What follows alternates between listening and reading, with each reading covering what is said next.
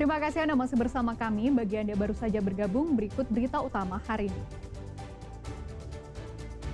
Harga telur dan beras di Kota Semarang naik sejak sepekan terakhir. Pengemudi ojek online di Kota Semarang dapat perpanjangan SIM gratis dan insentif pajak kendaraan.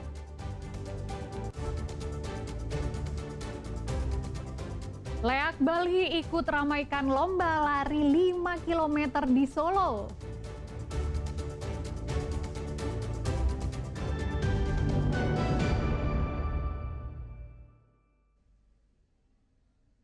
Pengemudi ojek online atau ojol berkumpul di Gor Jatidiri, Kota Semarang.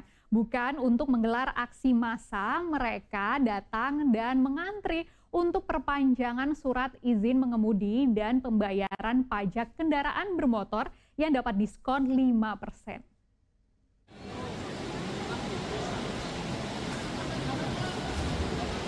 Berbekal surat izin mengemudi atau SIM yang mati, ratusan pengemudi ojek online berkumpul di Gor Jatidiri, Kota Semarang. Kegiatan pada Jumat sore itu memang dikhususkan untuk pengemudi ojol yang ingin memperpanjang SIM-nya secara gratis. Selain SIM, mereka juga bisa membayar pajak kendaraan di tempat ini dengan mendapatkan diskon atau insentif 5% untuk ojol motor dan 2,5% untuk ojol mobil. Karena ekonomi kita lagi seperti ini, jadi kebijakan-kebijakan pemerintah daripada dikorupsi, mending seperti ini Mas, kita merasakan langsung. Intinya jangan sampai dikorupsi Mas ya, ini membantu seperti ini. Harapannya tadi apa Mas, kayak ginanya ini? Harapannya ini tidak hanya hari ini. Jadi jaminan untuk order online, driver-driver online itu bisa jangka panjang, tidak hanya hari ini, tidak hanya ada kejadian seperti ini. Pernyataan pemerintah ini berlanjut, harapan saya seperti itu. Ini tadi pembayaran SIM itu saya belum jelas ya Mas. Itu berarti ketika saya ke pengurus perpanjangan itu digratiskan. Kalau digratiskan, saya sebagai mitra ojol online sangat berterima kasih kepada kepolisian, terutama Satlantas. Nah, itu kedepannya saya mohon yang untuk driver-driver ini karena kadang kan kita orderannya kurang, jadi mohon dibantu lagi. Katakanlah kita dapat diskon atau subsidi berapa persen dari harga yang sesungguhnya. Saya kira itu. Tentunya SIM dan pajak menjadi dua hal penting bagi mereka yang berkendara, terutama bekerja di layanan jasa transportasi umum. Untuk pembiayaan dari kegiatan ini bersumber dari pendanaan, salah satunya CSR. Diharapkan kegiatan ini bisa membantu para pengemudi ojol baik roda 2 hingga roda 4. Agus Hermanto melaporkan dari Kota Semarang.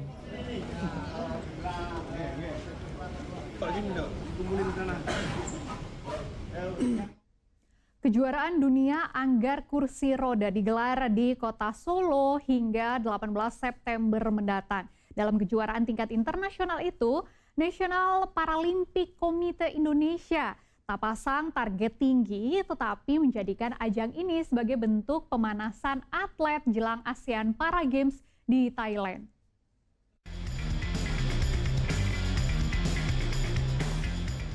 Tujuh 17 negara ikut dalam kejuaraan dunia anggar kursi roda para Fencing World Cup di Solo. Dalam ajang olahraga tingkat internasional ini, National Paralympic Committee Indonesia (NPCI) telah mempersiapkan 10 atlet anggar kursi roda. Sekjen NPCI menyebutkan untuk tampil dalam kejuaraan ini, para atlet anggar kursi roda Indonesia telah menjalani pemusatan pelatihan sekitar 2 bulan. Meski begitu, NPCI tidak memasang target tinggi dalam kejuaraan dunia para fencing ke-6 ini. Mereka menjadikan ajang ini untuk mengasah pengalaman dan kemampuan para atlet jelang ajang ASEAN Para Games di Thailand mendatang. Mereka sudah melakukan pelatih di daerahnya dan kemudian kita kumpulkan di sini 2 minggu sebelum event untuk bisa memaksimalkan persiapan mereka, dan alhamdulillah semuanya sudah lolos klasifikasi tadi pagi, dan saya harap nantinya mereka akan mendapatkan pengalaman berharga ketika event berlangsung mulai besok.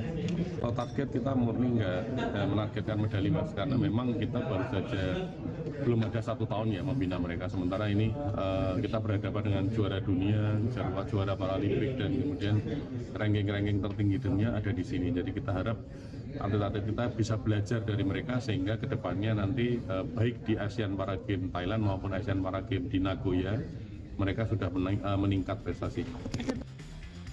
Kejuaraan dunia yang digelar selama 4 hari diikuti 66 atlet dari mancanegara. Peraih 3 medali emas di Paralimpiade Paris asal Thailand, Saisune Jana turut ambil bagian dalam kejuaraan anggar kursi roda pada 15 nomor pertandingan. Heri Prasetyo melaporkan dari Solo. Seribuan peserta mengikuti Friendship Run, rangkaian Borobudur Marathon di Solo Minggu. Dari seribuan peserta diantaranya mengenakan kostum tak biasa.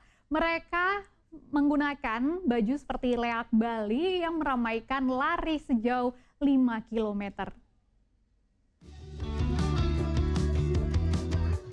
Rangkaian Borobudur Marathon disambut antusias para pencinta atau komunitas lari di kota Solo. Lebih dari 1.000 peserta meramaikan kegiatan olahraga ini. Selain para pecinta olahraga lari, Sekretaris Daerah Jawa Tengah dan Wali Kota Solo juga ikut dalam lari sejauh 5 km. Uniknya dalam lari kali ini ada peserta yang memakai kostum. Salah satunya memakai kostum asal Bali. Warga asal Yogyakarta ini tidak hanya ingin menarik perhatian warga untuk berfoto dengan dirinya, namun ia memakai kostum leak sebagai bentuk empatinya terhadap bencana banjir di Pulau Dewata. Karena kebetulan baru Charity for Bali yang kemarin habis terkena banjir. Jadi saya mengangkat tema leak dari Pulau Dewata. Mungkin lebih ke panas cuacanya ya, kalau beratnya sih udah biasa pakai jadi nggak begitu berat. Kalau total sama kincring di kaki itu 10 kilo, cuman tes pelan-pelan santai aja fun run. Selain sebagai bentuk ajakan warga untuk berolahraga, kegiatan ini merupakan rangkaian Borobudur Marathon pada 16 November mendatang.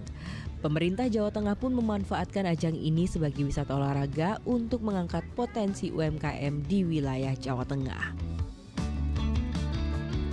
Tentu saja keramaian ini kita tidak ingin menyanyiakan, sehingga kita ingin memberdayakan teman-teman UMKM yang ada di Jawa Tengah. Event di Bang Jateng Friendship Run ini juga salah satu sebagai perluasan. Jadi kita tidak hanya di kawasan Borobudur tapi juga di tempat-tempat lain, bagaimana UMKM kita bisa kita ganja. Karena UMKM kita ini mungkin kalau membuat produk yang berkualitas, yang bagus, itu juga banyak yang bantu. Ya, yang kurang adalah bagaimana membantu UMKM kita ini untuk bisa memasarkan produknya. Friendship Run kali ini dimulai dari Taman Sriwedari dengan rute 5 km yang menyusuri ikon-ikon bersejarah di kota Solo. Heri Prasetyo melaporkan dari Solo.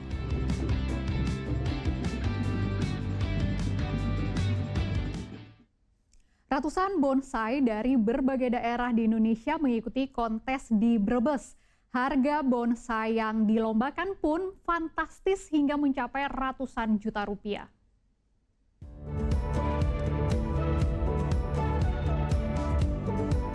Ratusan bonsai mengikuti kontes di Brebes. Pesertanya datang dari berbagai wilayah seperti Pekalongan, Tegal, Brebes, Cirebon, Sumedang, Semarang, Bogor, hingga Jambi. Dalam lomba kali ini, bonsai dibagi dalam 2 kelas, yakni kelas jadi dan kelas prospek. Bonsai jadi adalah karya seni bonsai yang sudah mencapai tingkat sempurna, memiliki cabang dan ranting. Sedangkan bonsai prospek adalah bonsai yang masih dalam tahap awal pengembangan yang memiliki potensi keindahan. Mulai dari satu ukuran batang, terus cabang, sampai ke perantingan. Batang itu juga nanti dilihat, jadi antara batang yang di bawah dengan yang di atasnya tidak boleh yang di atasnya lebih besar daripada yang di bawah. Terus perantingannya apakah sudah penuh atau belum, termasuk dari pot itu juga jangan sampai kemudian lebih besar daripada pohonnya itu sendiri. Dan kalau di PPB itu sudah ada penilaian standar, dan itu yang menilai itu kita dari Ya alhamdulillah ini dari juri nasional. Bukan dari sisi keindahan aja ya, tapi mulai dari umur juga. Umur itu kan kelihatan di batangnya itu. Rata-rata berapa ini? Oh, umurnya ada yang sampai puluhan tahun itu. Ada 30 tahun, ada 50 tahun. Tergantung jenis pohonnya. Adanya kontes bonsai ini diharapkan bisa meningkatkan ekonomi di Brebes sekaligus menarik minat warga untuk menyukai tanaman mini ini.